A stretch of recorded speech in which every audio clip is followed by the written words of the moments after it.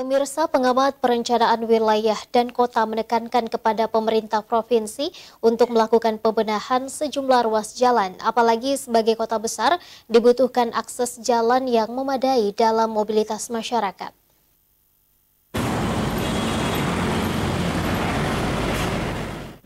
Sejumlah ruas jalan provinsi yang ada di Kota Makassar mengalami kerusakan cukup parah. Pengamat perencanaan wilayah dan kota PWK UIN Alauddin Makassar, Andi Idam, soroti kinerja pemerintah terkait kurangnya perhatian dalam melakukan perbaikan sejumlah ruas jalan provinsi.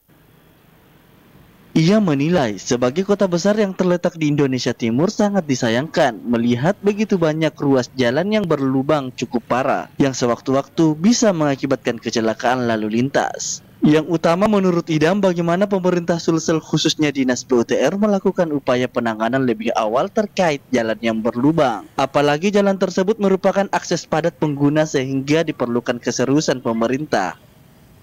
Terkait dengan jalan-jalan yang trafiknya tinggi atau banyak pengguna, itu harus diutamakan. Kenapa? Dengan banyak pengguna tentunya kemungkinan untuk terjadinya kecelakaan itu lebih tinggi.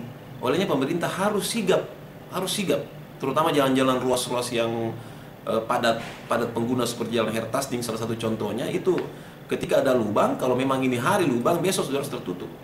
Itu harus kecepatan tinggi harus dilakukan di situ dalam mengambil tindakan perbaikan jalan. Ia juga berharap pengerjaan ruas jalan tersebut harus diawasi dalam pelaksanaannya untuk menjaga kualitas perbaikan jalan di Sulsel. Ardi Jaho, Celebes TV.